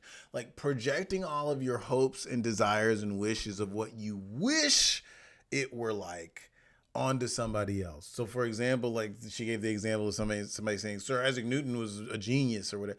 Yes, that person was a genius. You, sir, are not a genius. It's like when you use those kinds of arguments, it just really shows how stupid you are. Like they were saying Kamala Harris is the most educated, most experienced candidate of all time. It's like, dude, she was put into a bunch of different positions as an elected official. She got in, she snuck in as a senator, as like that was like a sneaky race. All the other positions that she was in, she basically came behind somebody who groomed her for that position. That does not mean she is qualified. Oh, she's the vice president of the United States. It's like, dude, she didn't do really anything as the vice president of the United States. They gave her the job of borders, being the border czar, and she didn't do anything about that. And then they turned around and said, no, she was never the border czar. It's like absolute nonsense. But it's the same thing. It's like you're a failure. So you try to dispel your failure by projecting onto the success of somebody else. All the black women who during Kamala Harris's campaign and black men or whatever, all the people on the Democrat side were trying to say that no, the Democrat system that we've created of the welfare state and the globalized economy and shipping all the jobs overseas, no, that actually worked. It did work. Look, Kamala Harris is the culmination of that success. And then she opened her mouth. And then she... Oh my God, guys, my throat is a little... Then she opened her mouth. Kamala Harris is the culmination of 40 years of bad economic policy. Where rich people get richer and get put into positions that they don't belong in. And people who actually might be able to get their leg up are told to go do things that put them further in debt. It worked. Meanwhile, we ship over their jobs and the jobs that their children could take to other countries because it's cheaper. That was literally the Kamala Harris campaign. It's like, let's show you how little we actually give a shit about the American people. But we're going to make you feel good. We're going to try to make all the brown people feel good about it, though, because look, that person kind of looks like you a little bit. It's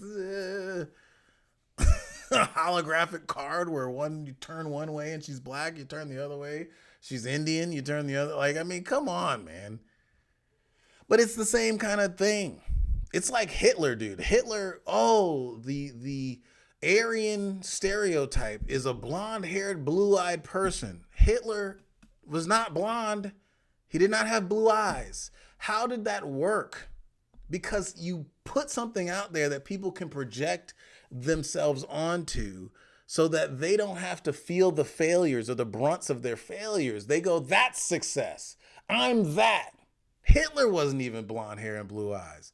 So like what I'm saying with Nick Fuentes, it's like, how are you going to be a leader of men and you don't even have a woman, bro? How are you going to tell anybody anything about women and you haven't even been with a woman? But somehow it works because people can project and mask their failures by projecting onto success. People could say, well, Nick Fuentes may not have a woman, but I don't have a woman either, but at least he's successful and he's becoming famous for talking about and saying the things that I agree with and believe. That's how that works. It's a weird psychological trick. Yeah, that's what's so crazy. So, like I said, okay, so this is and there's a part of me going, why am I like, these are not the men in my life. Like, think about, hopefully, if you had good ones, like your boyfriend, your husband, your dad, your grandpa. I had the best of the absolute best. I'm so lucky. But there's a part of me that's going, like, why am I entertaining? Why am I even like engaging with these little boys? Right? Like, why? Because that's what I talked about at the very jump of this is when same thing with like the Candace Owens look with the broken conservatives and their whole little petty wars. I'm at the point I finally stopped listening to Candace Owens because I was like, I can't like have any more. I need to have somewhat of my sanity intact. But it's kind of like that's an example to me at least where everyone's tweeting, everyone's all worked up, and that's where it's like, y'all, you got to have a little separation from the internet and reality and just watch these kids, punch it out on the playground while you're up here just watching it all happen. Like, okay, guys, you do that. Again, like I said, there's sort of like a swag about that and a confidence, which I really like.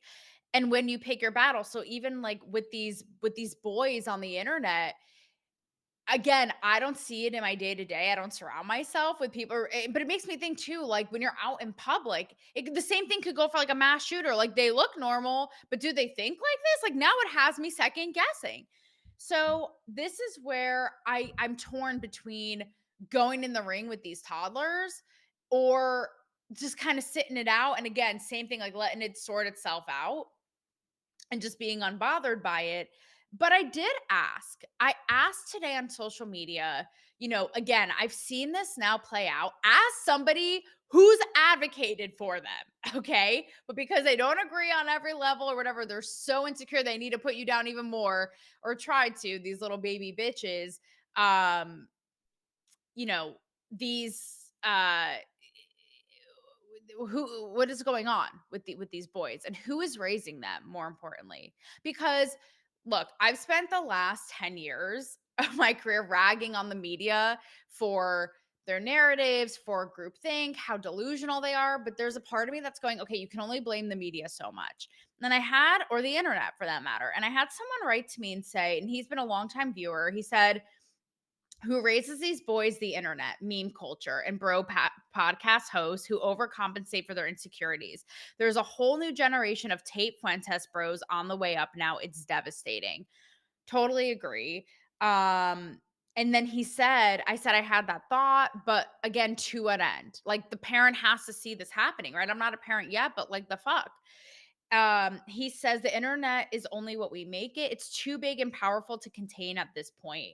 I'm sure some parents know, but they are clueless. So I don't really have a definitive answer for you other than, again, what to you is worth the fight. Like to me, I don't even know what to say. Like incoherent and misguided articles on Teen Vogue or petty culture war fights amongst conservatives. Like to me, again, it's like, okay, little kids, like you sorted out, it's not worth it. But if this is these are not bots, these are actual boys who are going to be roaming amongst us on this planet. in this world, there is a part of me that's going, it's a little alarming. It's a little alarming. So, how you discern on when to step in, step out, because you can't take everyone. But I will say this, I want to leave it with a little, actually, kudos to this woman. Okay, Evelyn Beatrice Hall, because I want to leave it with this quote that is attributed to Voltaire, but was actually written by Evelyn, his biographer, which was, I disapprove of what you say, but I will defend to the death your right to say it. So let that be the guiding principle. Like, just let it be. Why? Because Talk to Me Taylor said so. The end all be all, the rule of the land, okay? In this Titty Taylor tyranny. I don't know what else to say, but no, always have that as like, okay, to each their own. You're going to think that nobody should be deplatformed. Nobody should be like, it's all good. Your views just be bigger, stronger, louder. And again, guys, really think about how to pick your battles and which one, and just know that battle blonde, battling for the blonde and the boobs is here to stay. Nothing to end a somewhat serious episode on that thought. But yeah, seriously, pick your battles wisely, because you can't do them all and then you'll just be tired. And we can't be having tired soldier. So armor up, saddle up, and let's go and make it worth it and make it count. See you on Thursday. So yeah, I mean, like I said, I know exactly what the reason is. It's an economic problem. It's an economic problem. And then you have a lot of these men who didn't have fathers in their households. I mean, a lot of absentee fathers, not just for women, but for men as well.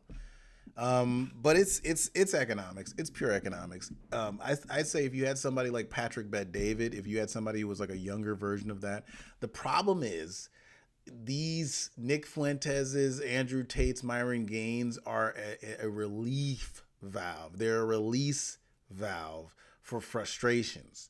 And 99% of people, 90% of people aren't going to take the steps to better and improve their lives. That's the reason why, you'll have a smaller percentage of young men who look at Patrick Bet-David or, who's that guy who interviews all the rich people, and he's got a huge YouTube channel. There's a few young people who will look at that and go, okay, I'm going to go do that. But 90% of them are going to go over to the Nick Fuenteses. They're going to go over to the the Andrew Tates, because it's easier to complain than change yourself. It's easier to try to get mad at the world than to say, what am I doing wrong? What could I do better? Where are the mistakes that I made? The accountability factor. And I think if anything makes a man, it's really being able to be accountable for your mistakes, the things that you've done properly and the things that you've also done incorrectly. That's really all it comes down to right then and there. So, this is a real issue, man. It's going to be a real issue moving forward in the future. I think it's going to be corrected if Trump could actually bring in some jobs in the next couple of years, like real jobs that, are, entry level that, young men can get into and actually build a life with. So that'll drown out the Nick Fuenteses. It'll drown out the Andrew Tates, and I say Andrew Tate a little bit with a little less weight, because Andrew Tate he's more of an aspirational figure. Nick Fuentes is not aspirational at all. He doesn't have like a fancy house, a mansion, nice cars. Like, he's not living some Playboy lifestyle. He's just a guy in his basement yelling about the Jews. so and whatever, man. But it's just it's not healthy for young men to complain about what they don't have. What is healthy for men is to go and take action to get what they want. That's what men need to do. And somebody who's not doing that or encouraging men to do that is not who you should be listening to. But whatever. I like women, so I actually want to do something. I don't want to just sit there and be mad. That ain't gonna get you no women. That's not gonna get you any extra women, man. But what can one say? Anyway, thank you guys. It's been a little bit longer than the 10 minutes that I promised, but it was like 10 minutes more of her thing, but then I started ranting. But thank you guys for tuning in. Black Rant will be back with another live stream. I love you. Mwah. Black Rant is out.